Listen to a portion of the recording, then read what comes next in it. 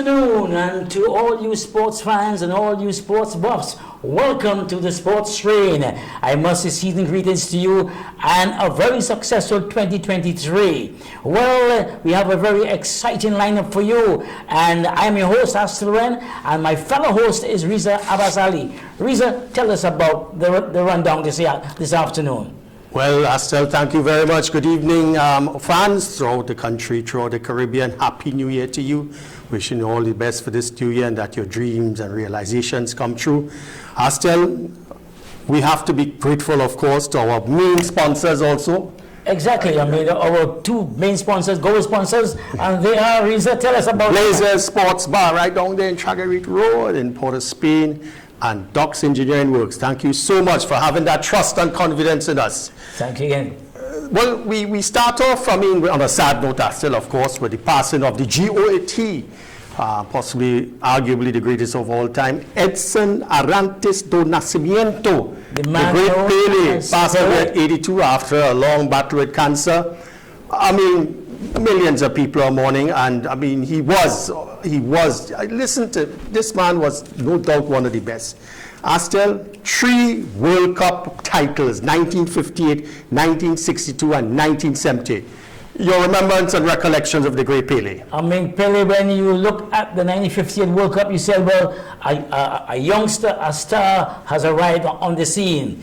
And but 4 years later, 62, well, he cemented that. And in 70, he told the world that I am the greatest, because he has won an unprecedented 3 World Cups. I think to do that, it will be a humongous task for those coming behind. Well, 14 World Cups appearances, 12 goals and 10 assists. And, you know, Astel, you know, out of 92 games that he played for Brazil, 67 won under his belt. Exactly. I mean, there's no doubt about this man's class. This man, he had it all. He had balance, he had poise, he could shoot with both, with either feet. And I mean, and this man was just phenomenal. You know, Pele was in the country in Trinidad and Tobago in 1972 in September. That was almost a disaster. But I mean, you recognize or recollect his visit in 1977. Yes, you were telling me that. In 1990, I have a quick little story for you. In 1977, when he came to Trinidad here, he came to play against the regional team, but there was a big issue taking place in Brazil, where the president of the Brazilian Football Federation, João Havelange, he and Pele, they had a rift, because Pele was at the time the Minister of Sport, and there were some things taking place that Pele didn't like about it. There was continual turmoil in Brazilian football back home. And then our very own special advisor, Austin Jack Warner, came on the scene. And Jack came on the scene, and Jack brought Havelange to Trinidad. Pele came to Trinidad, and there they settled the differences. They shook hands, and then they started to speak again. And that feud was quelled right here at the Trinidad Hilton.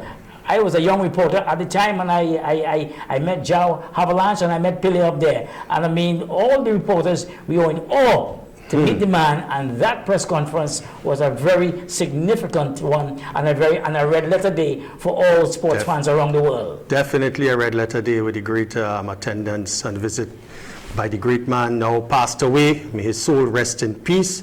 Pele.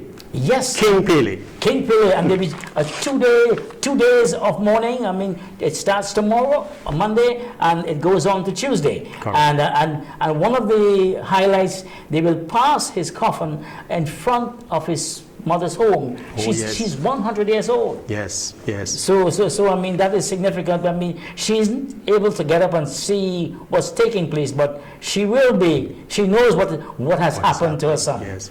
Well, Astel, let's run down some, I mean, high performance athletes' performances for 2022. It's by no means an exhaustive list, but we are pointing out some really extraordinary performances during 22 and even probably below or before that. Dylan Carter, Nicolai Blackman swimming, Carter in swimming, Joshua De Silva cricket, Nicholas Paul cycling, Jereen the Dream Richards in athletics. But so let's start with Dylan Carter. What I have here, you know, during the 2020 FINA Swimming World Cup, 9 gold medals this man won. from in the 50 freestyle, 3 gold, 50 meters backstroke, 3 gold, and 50-meter butterfly, 3 gold, of course, in 3 different cities, Berlin, Toronto, and Indianapolis in the USA. Fantastic future for Dylan. I mean, a fantastic future indeed. And this man, he had the golden touch. Everything he touched at that time, they call it a golden run. Right. I mean, because 9 gold medals he came away Yes. from that swim meet. I mean, and every time I opened the newspaper, the back page, I saw Dylan at gold, Dylan going for gold. And I mean, and this man, I knew him from a youngster.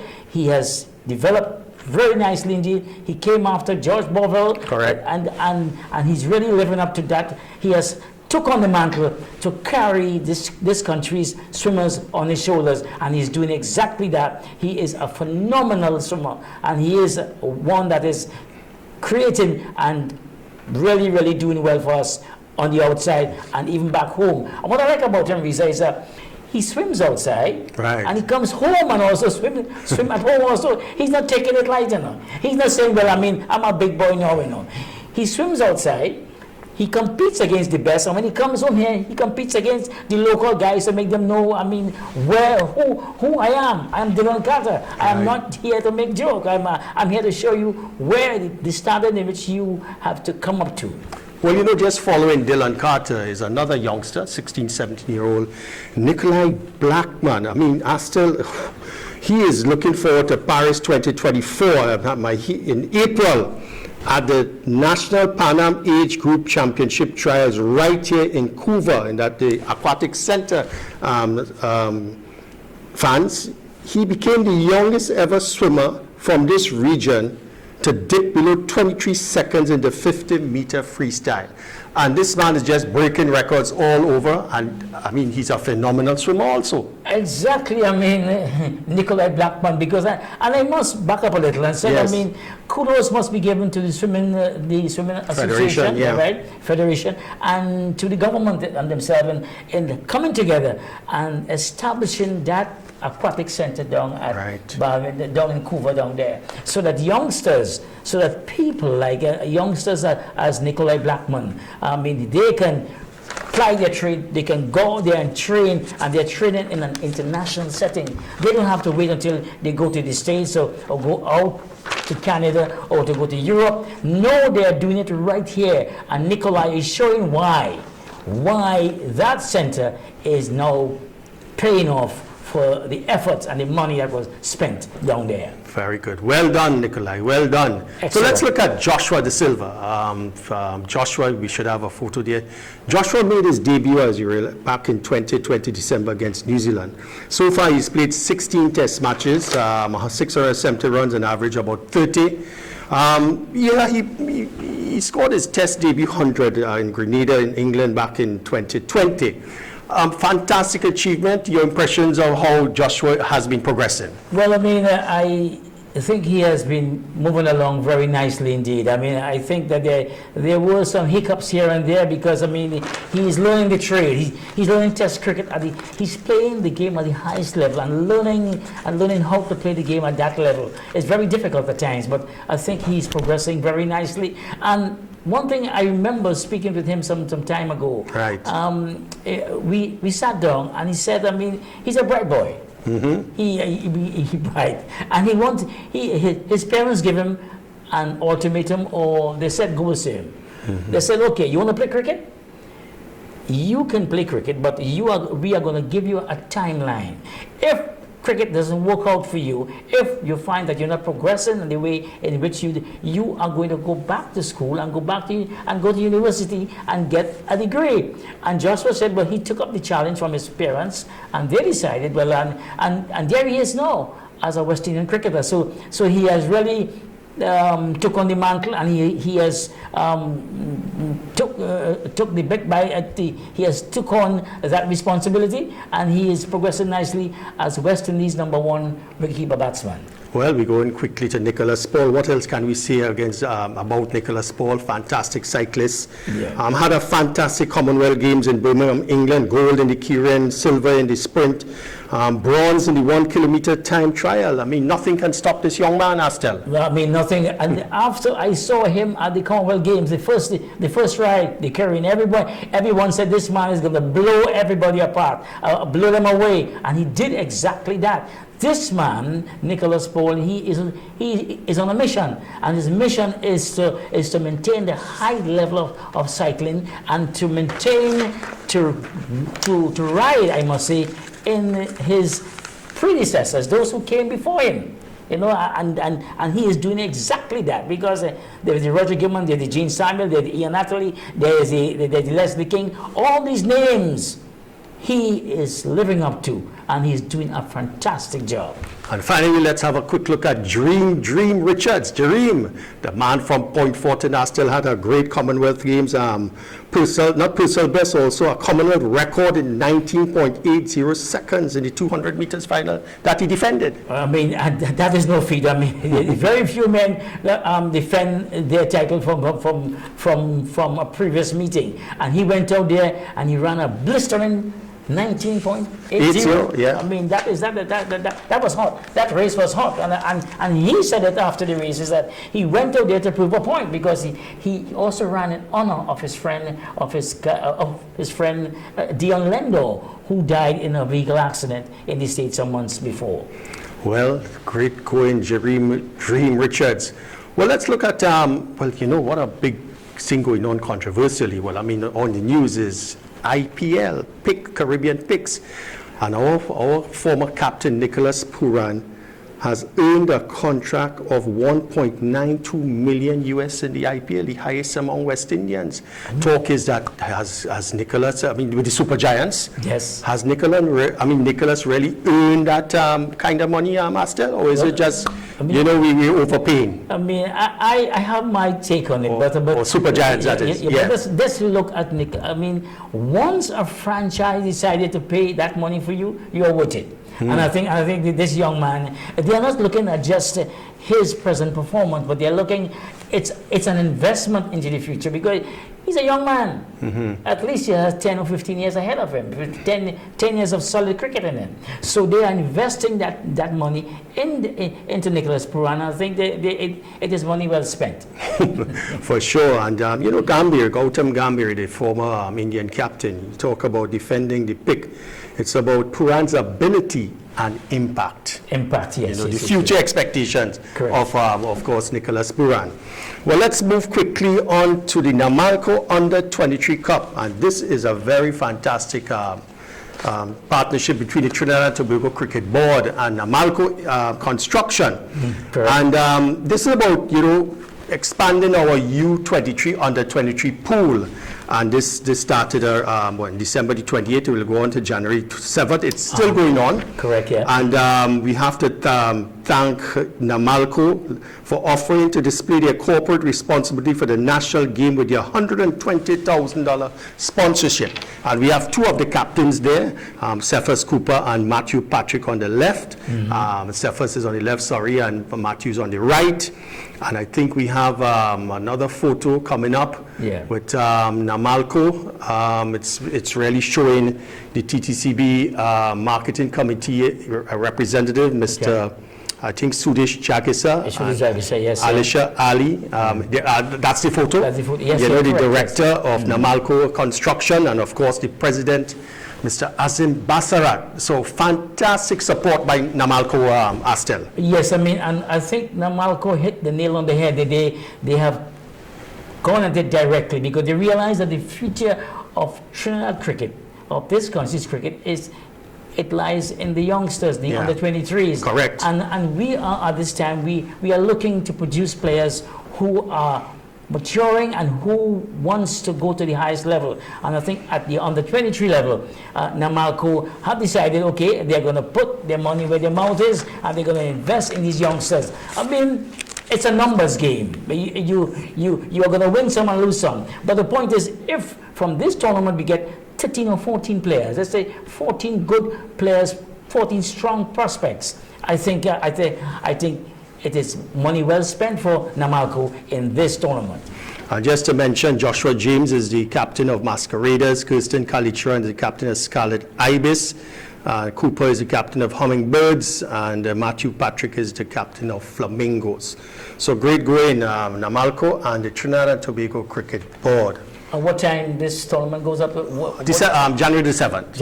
In Shinali Park, yeah. And of course at Couva. At Balmain Couva. Yes, yes. So I mean, so you cricket fans, if you want to see the youngsters, the future of Trinidad and Tobago cricket, you go down to Shinali Park or at Balmain Couva and have a look at the youngsters, and you can give them words of encouragement. Well, on the next front, we have the Trinidad and Tobago International Marathon, which is going to take place on the 29th of January. And that's a big occasion, a cultural destination, you could say, race, carnival, marathon, closed course, steel pan, calypso. You had a conversation with Ms. Diane Henderson. Oh yes, so yes, indeed. I Olympic spoke president. with Diane Henderson, Committee, yeah. who is the chair of the marathon committee, and she's also the newly elected president of the Trinidad and Tobago Olympic Committee. She is the first female to hold on to that, to hold on to the presidency of the TTOC, and I think she was well prepared, because Diane, as everybody knows, is a former triathlon athlete, and she's a former marathon runner. So she knows about running, she knows about the hard grind, she knows when athletes, I mean, what is required for this enormous race. 26.2 miles is no easy feat. I tried once, and I mean, it took me a while to get over the line, and that was not official. I did it on my own. So it is a tough going. The marathon is one of the toughest races you could ever think about. So you have a clip of Ms. Henderson. Yes, so I spoke with her, and this is what she had to say concerning the upcoming marathon, the International Trinidad and Tobago Marathon. Let's talk a little about the upcoming the Trinidad and Tobago International Marathon. I see it is called the Carnival Marathon. It is the return of the marathon after a two-year break, but they have it as an open event. As first, expand on that thought for me. What do you mean? Just to clarify, what do you mean by an open event? Well, I see. I always thought the event was open, but I thought I see this here on the literature that it as an open event. So I thought maybe there was something new in what you all were saying, or it is just an open event. I think open means anybody can register. I don't know. I'm not sure what. And that's my understanding of open. Right, I see. It has never been closed. The only event, maybe because of COVID, we have during the last couple of years, we've had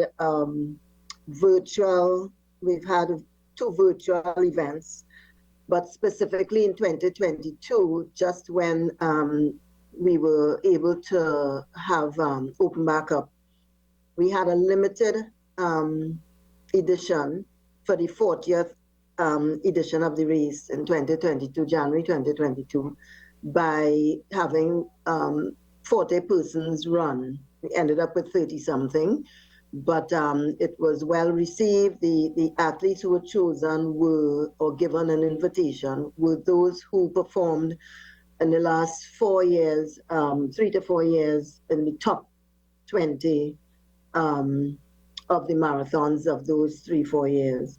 So that's basically maybe where it came from, because it was a closed event in 2022 due to the limited status of the numbers and COVID restrictions.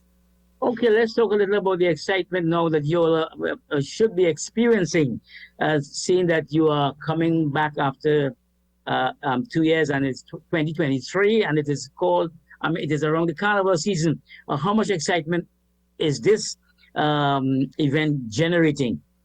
I think that there is some excitement. I believe that from the interest that runners are, asking questions and registering and showing that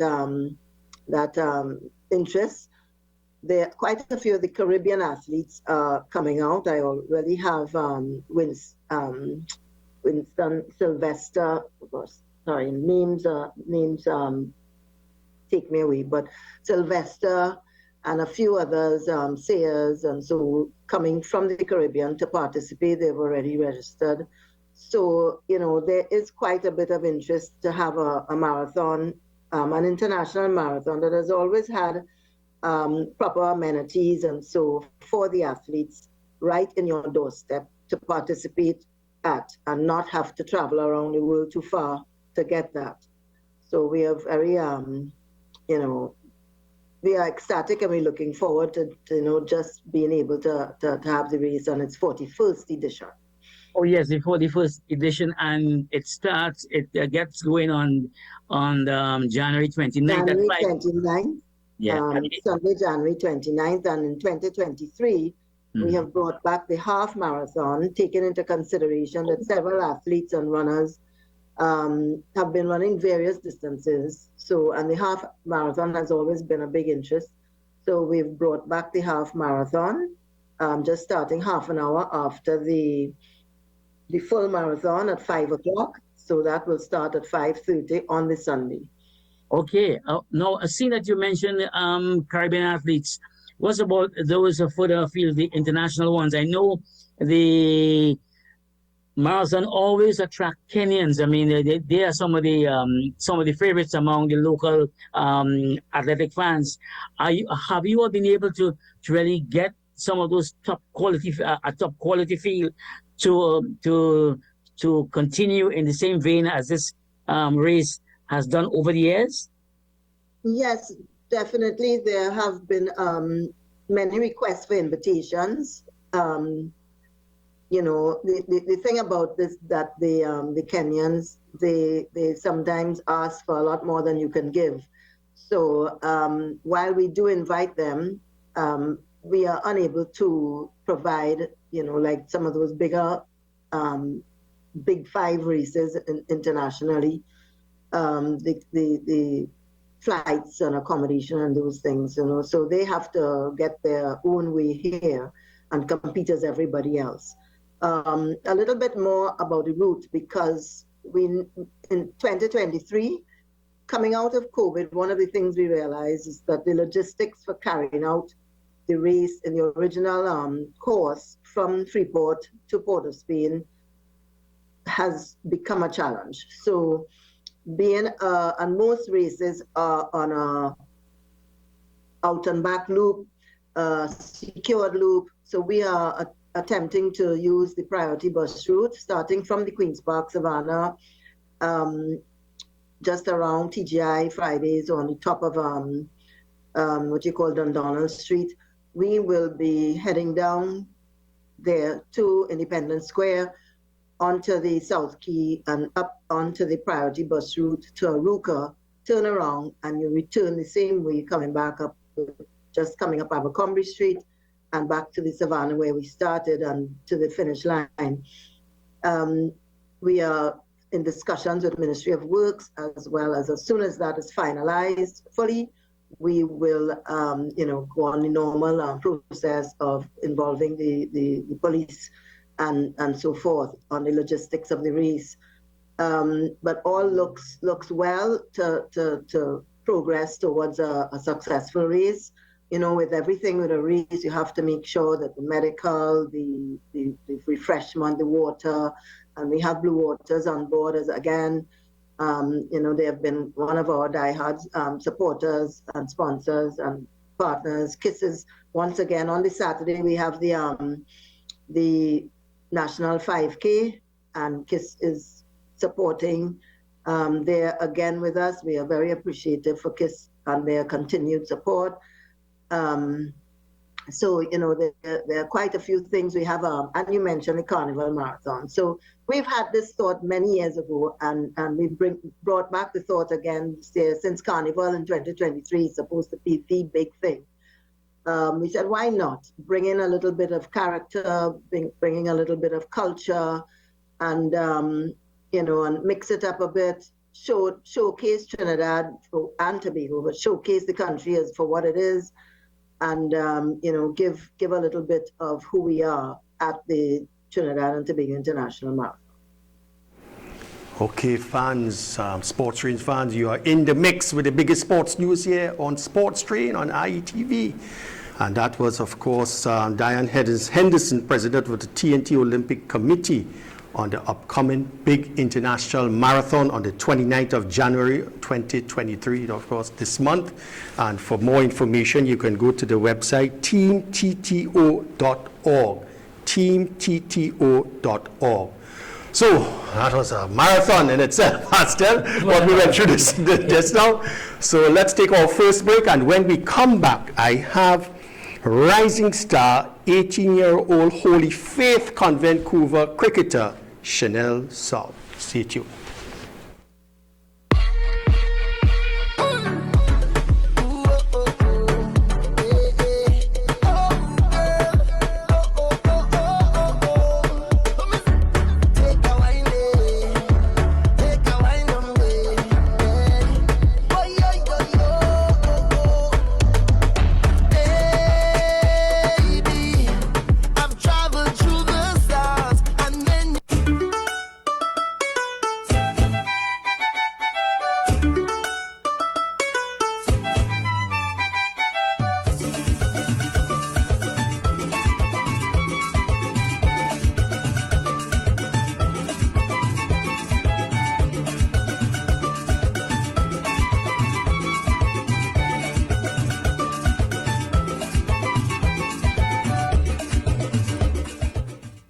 My name is Riza Abasali. My name is Astor Ren. This is Sports Trade. Get on board. Join us every Sunday afternoon for a 1 hour long live program on ITV, your station for real sports. That's victory for the West Indies, and Sheldon Cottrell has done it. And we have some interesting features, such as Great moments in West Indian cricket. Rising stars. Where Are They Now? Our former sporting icons. Sports Train on ITV. Don't miss it.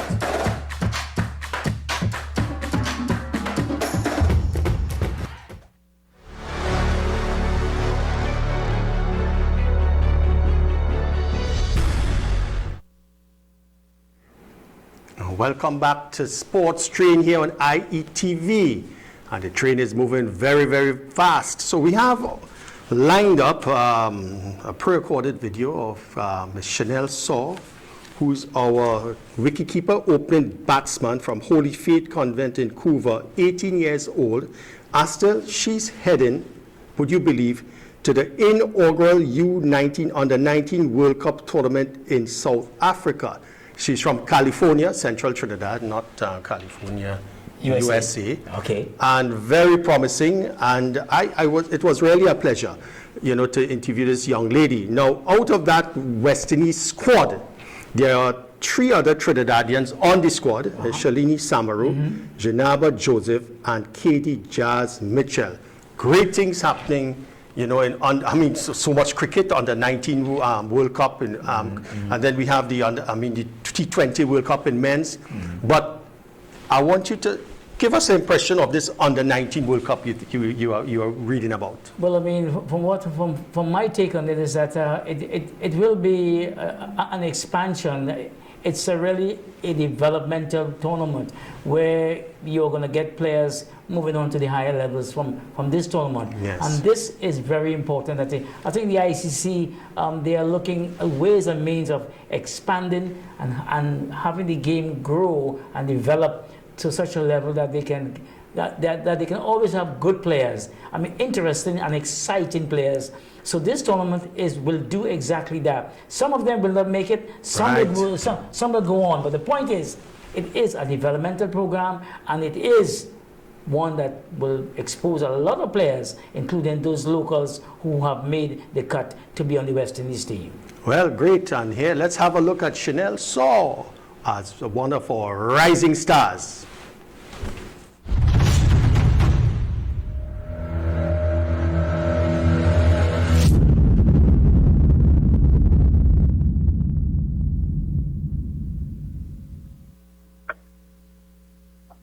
Okay, fans, we have rising star Chanel. How are you doing, Chanel? Welcome to our sports show. Hi, I'm doing great. How are you? Great, man. Chanel Saw, our rising star. Tell me something. When did you really start to play cricket at a serious level? At what age? At about the age of 14, I started playing cricket at a serious level. I represented the under-19 Trinidad and Tobago team at 14 years old. So I would say that is where I started to take this career seriously. Excellent. Would you like to mention some of the coaches or persons that help you develop your game at a very competitive level? Yes, there are a few coaches and people that I would like to make mention. I'm grateful for in my life because they have developed me from here to there. So there's my dad who taught me the basics at a young age for like leisure purposes. There's my PE teacher and coach of Holy Faith Convent, Vancouver, Miss Tara Bansi. She encouraged me to get into the sport, to join a club, to try out for nationals, etc. There's Mr. Ramadan, the Kumar Rampat Academy. There's Mr. Trumpet, the coach of my club, Achievers Women Cricket Club. He taught me the basics of hardball. So that was the first time I was introduced to hardball. I see. There's also, let me tell you, my two close friends, Aaron Banke, Yuvraj Ramnarayan. I trained with them almost every day. So they developed me and helped me in my batting and my wicket keeping. There's also Mr. Suruj Mahavir.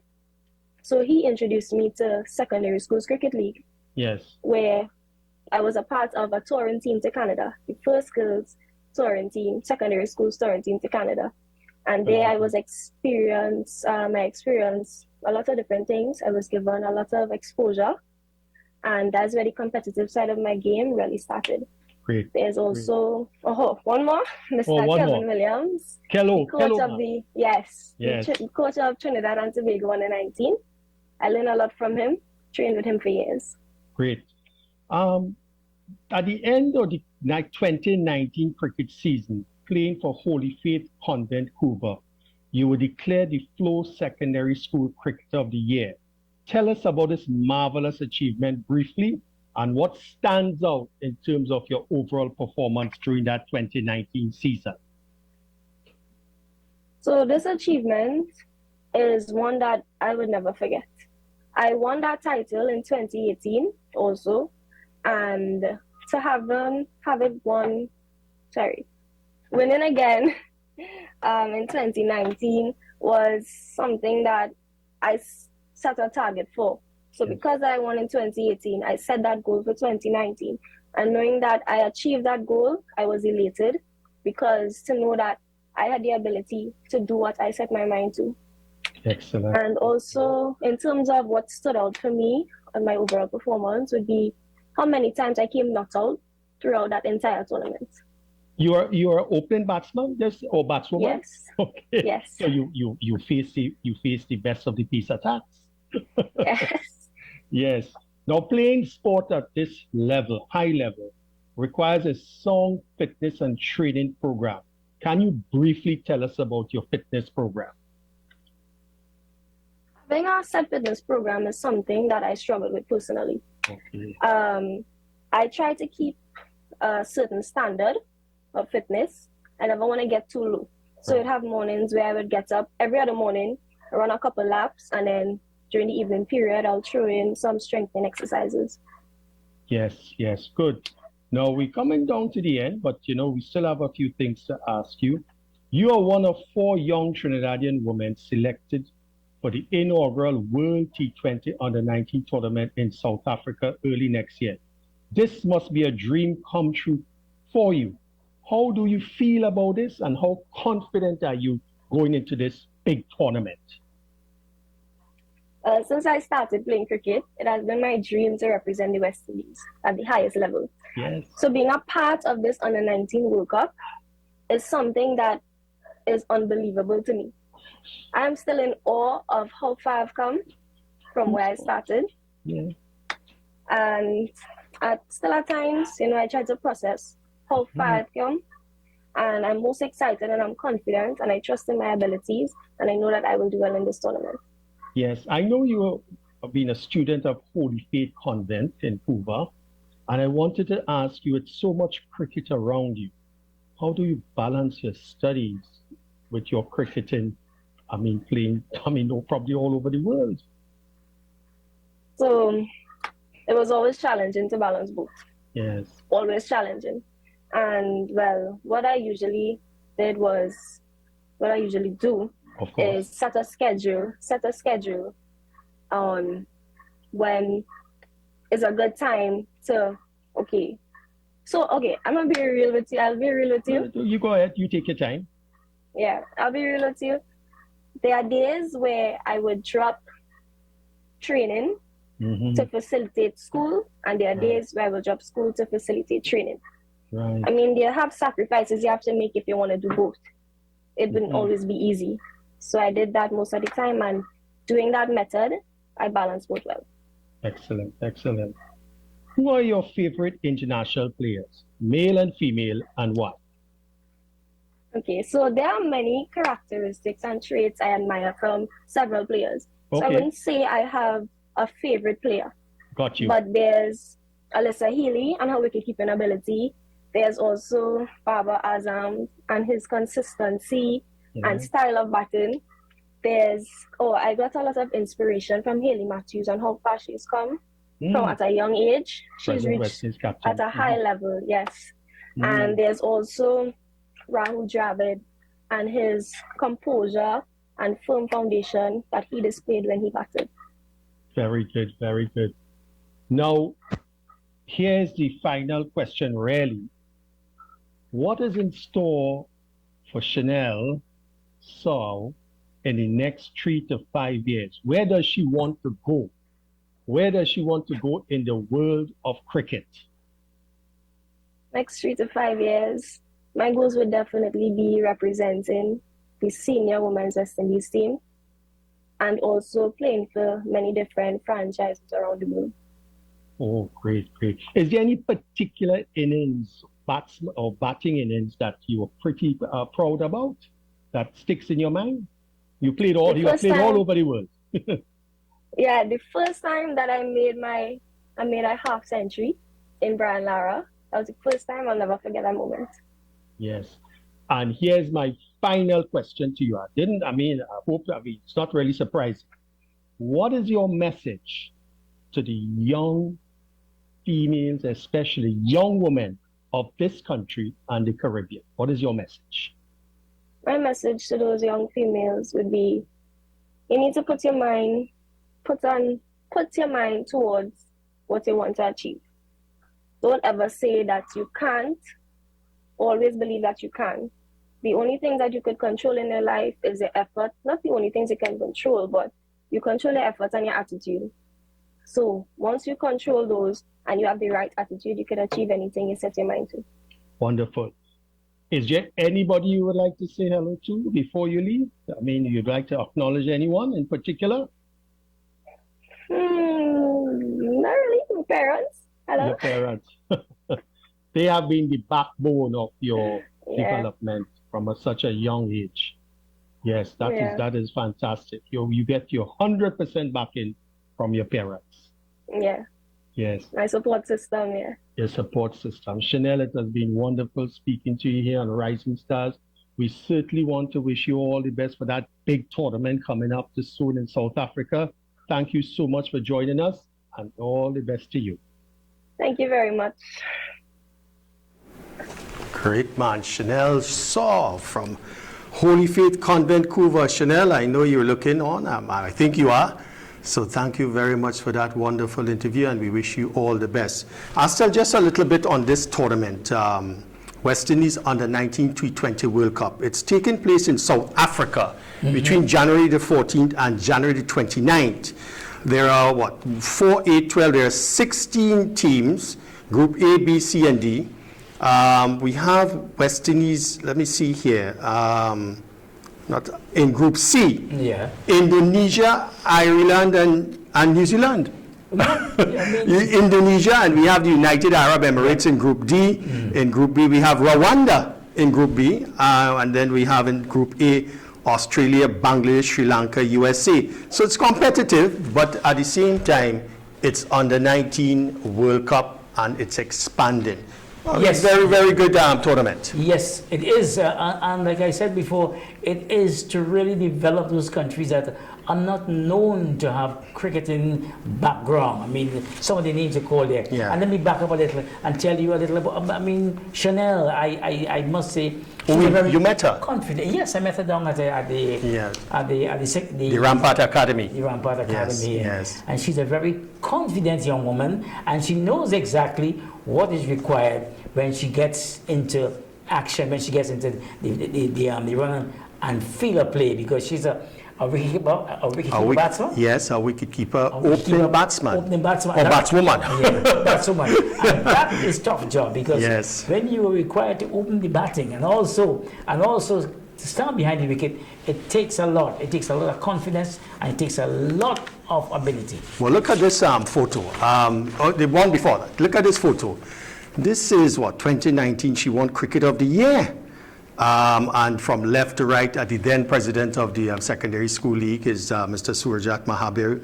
Syndicate of Flow. Oh. All right, one of these. Flow sponsored this, by the way. Yes, yeah. And Jesse Ferdinand, Chanel, Azaria Ali, and Sydney Brooms, who are also fellow cricketers from other schools. Correct, I see. And Jacinta Pina Thompson from Flow. So again, we see, like Namalco, now we see in the Flow, Yeah. and other sponsors on board. Very good opportunities for youngsters through these sponsors.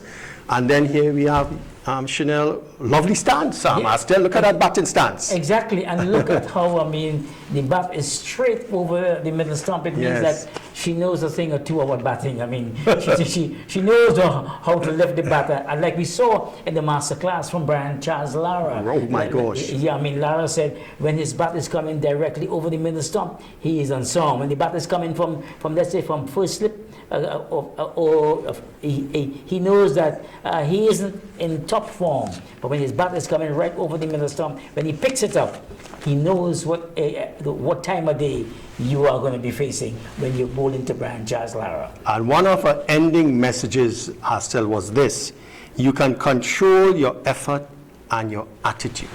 Exactly. I mean, that is a sportsman and a sportswoman. They must be able to control every single moment they make on the field of play and off the field of play, because you're always under the microscope. The paparazzi are always there looking at you. So you need to control every area of your life.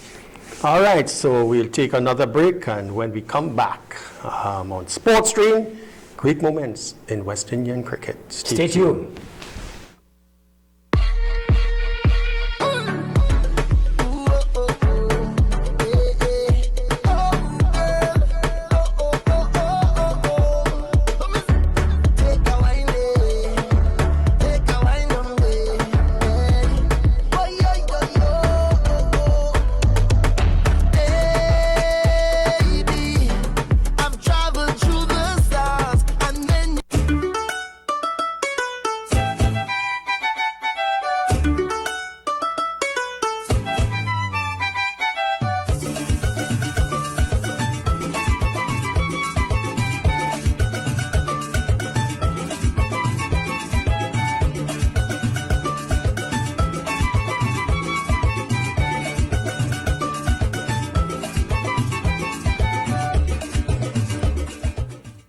My name is Riza Abasali.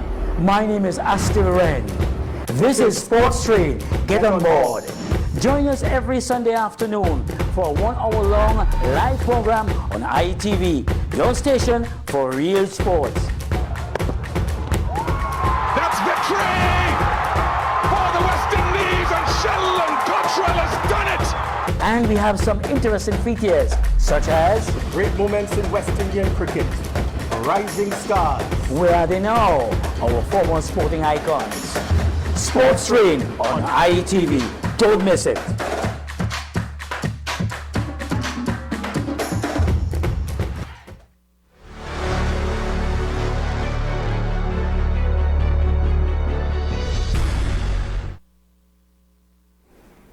Welcome back to Sports Street on IETV. And we have to thank our sponsors again, Blazers Sports Bar right down there in Tragarit Road in Port of Spain, and Docks Engineering Works Limited. Thank you so much again for your gold sponsorship. Astel, well, anytime I read and see this man, great moments in West Indian cricket, Michael Anthony Holding, Jamaica, West Indies, poetry in motion, Rolls Royce of fast bowlers, whispering death. Whispering death, yes, exactly. Gosh, I said, you see what's going on here? Yes, this man generates excitement, man. So, I mean, when I met this man of a few years ago at the Hyatt, I just stood in awe. I said, am I really sitting or speaking to, one of the greatest ever West Indian fast bowlers ever, and certainly in the world. And here what we're going to look at here, a video, about 6 minutes, at the Oval in London, 1976, August 1976. It's the best match analysis by a West Indian in Test cricket. 14 wickets, 8 for 92 and 6 for 57. Unmatched. And you know what happened? This was a flat pitch. Exactly. And Holding was just beating men for pace. Yes. You remember that? Yes, and let me tell you, in cricket, when they say a flat pitch, it means that the wicket is dead. There's no pace in the wicket. Batsmen could go out there and they could close their eyes and play shots. But yet Michael Holding, with his pace, he was having a ball of a time, and batsmen were having nightmares, don't you, facing up to this man. And also about this series, the Grovel series. Tell us about the Grovel series. The Grovel series. Well, what happened there at the beginning, or just before the beginning of this test match, Tony Greig, South African-born captain, made a comment, a very, what should I say, nasty comment about Grovel, which implicated, the apartheid and, oppression against African black citizens and people.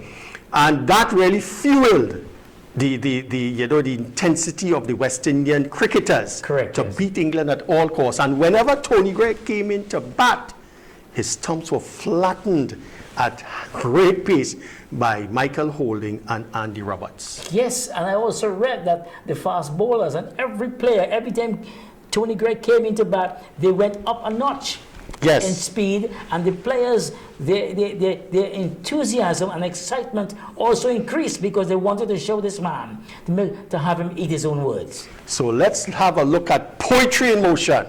Michael Holding, whispering that, August 1976 at the Oval in London. In London. Let's just stay with this Oval Test for a moment. People often complain about those dreary, long run-ups of fast bowlers. But some are really quite a joy to watch. And I look back in the past and think of Fred Truman, Ray Limble and Wes Hall, and in the present day, none better than Michael Holding.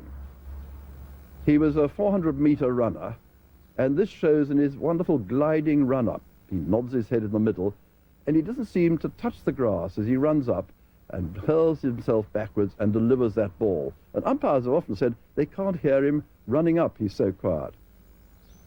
I never saw Frank Tyson bowl at his fastest in Australia, and to me, Holding is the fastest bowler I've ever seen, and thank goodness I never had to play against him, especially in that Oval Test, while on this slow pitch, quite unsuitable to fast bowlers, he took 14 wickets in the match, beating batsmen in the air by sheer pace.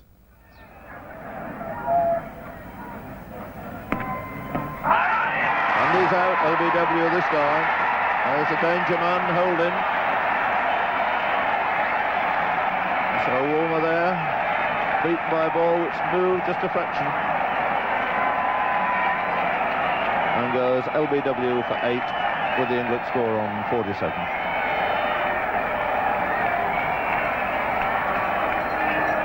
Just moved a little, but honestly, one would have thought that Bob Woolmer should have played that without too much discomfort. Holding to Steele. That's out. David Steele has given out LBW. Holding has broken through. Steele didn't appear particularly impressed by it. You can see it again now. Well, it didn't look to me as though he was outside off stump. His foot, to me, seems to be pretty much in line with the stumps. Chris Balderstone isn't off the mark yet, and Michael Holding is bowling very fast. And he's bowled him. played on. A very, very good Yorker, that one. That's a good piece of bowling from Holding. Beat him outside the off stump and then fired in a tremendous Yorker. Balderstone just managed to get the bat down. The ball ran back onto the stumps. He's out without scoring, 151 for 3.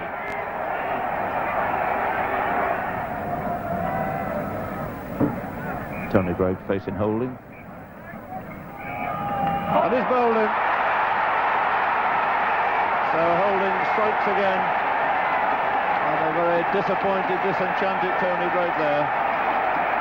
Playing slightly across the line of a straight ball. And straight ball. Clean bowl by Michael Holding, who's really been the West Indian hero here today. Tremendous spell of bowling. This collecting his 4th wicket out of the 5 down at 303 as Tony Greig departs. Bowled by Holding for 12.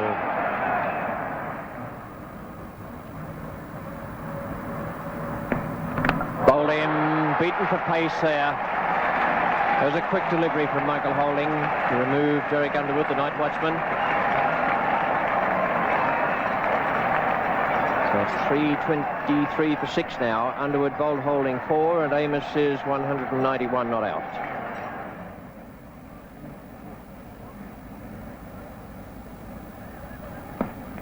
And there's bowled him. He's gone over too far. He's left the leg stump wide open. And Dennis Amos out for 203. The man to strike again, Michael Holding.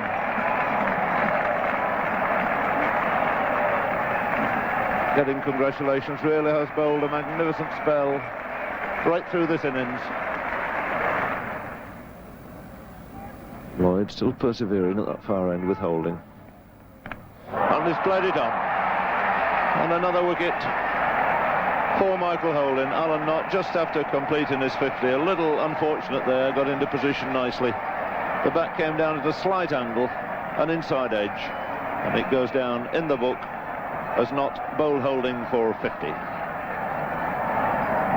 So for Selvia, back come all the close catches, 3 slips, 2 gullies.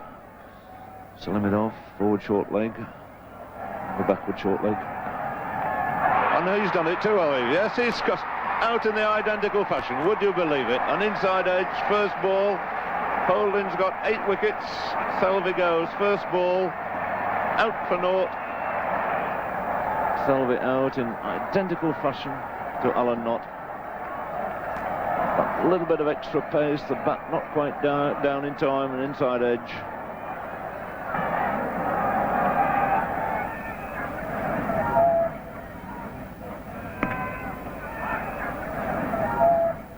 And here's the second innings card where Holding took another 6 wickets for 57 runs and England all out, 203, lost by 231 runs.